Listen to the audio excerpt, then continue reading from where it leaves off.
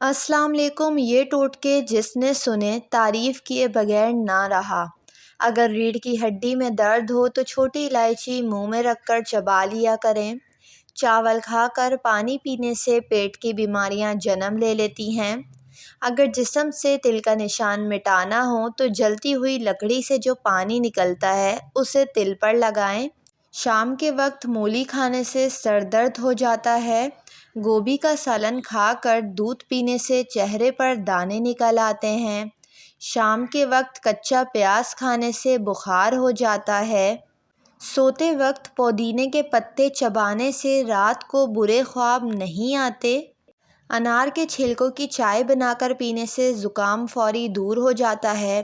انار کے چھلکوں کو پانی میں ابال کر استعمال کریں۔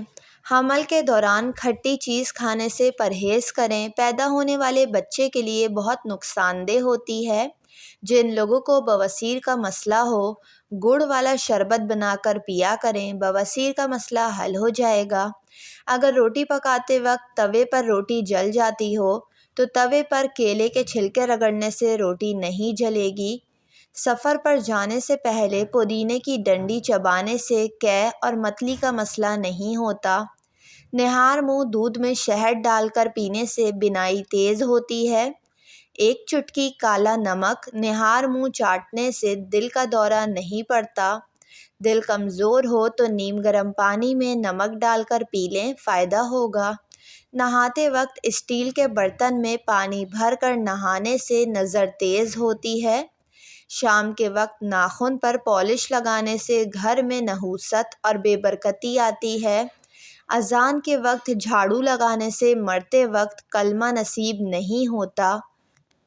واش روم کرتے وقت اگر 7 منٹ سے زیادہ وقت لگ جائے تو سمجھ جائیں آپ کا معدہ صحیح کام نہیں کر رہا ہے۔ روٹی چبا کر کھانے سے پیٹ میں کبھی بھی گیس نہیں ہوگی اور پیٹ کی بیماریوں سے بچے رہیں گے۔ کم ذہن بچے کو خشخاش اور چنوں کی پھکی بنا کر کھلائیں، ذہن تیز ہوگا۔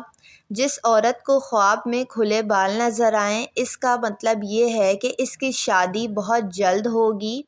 جوانڈس سے چھٹکارا حاصل کرنے کے لیے مولی کے پتوں کا استعمال کارآمد ہوتا ہے، کیونکہ اس میں ایسے اجزاء ہوتے ہیں جو آنتوں کی نقل و حرکت کو بہتر کر کے جوانڈس کا خاتمہ کرتے ہیں۔ روزانہ مولی کے پتے کا رس نکال کر 1 گلاس پلایا جائے تو یرقان کا علاج جلد ممکن ہے۔ اگر ذہنی تناؤ اور تھکن محسوس ہو رہی ہو تو سنگترے کا جوس بنا کر پینے سے تھکن دور ہو جاتی ہے۔ دودھ کی ملائی کھانے سے بڑھاپا جلد نہیں آتا۔ انڈا کھا کر چائے پینے سے حمل نہیں ٹھہرتا۔ بلی کو گلے لگانے سے خارش کی بیماری ختم ہو جاتی ہے۔ گندم کے دانے بھون کر کھانے سے حمل نہیں گرتا ہے۔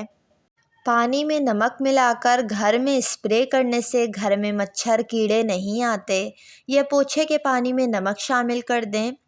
اگر واش روم کی بدبو پورے گھر میں پھیلتی ہو تو واش روم میں موم بتی جلا دیں، بدبو واش روم سے باہر نہیں نکلے گی۔ مرغی کے انڈے کا چھلکا گھر والے دروازے پر لٹکانے سے گھر پر کسی قسم کا جادو ٹونا نہیں ہوتا۔ بانجھ عورت کو بارش کا پانی پلانے سے بانجھ پن کی بیماری ختم ہو جاتی ہے۔ ویڈیو کو لائک اور چینل کو ضرور سبسکرائب کر لیں۔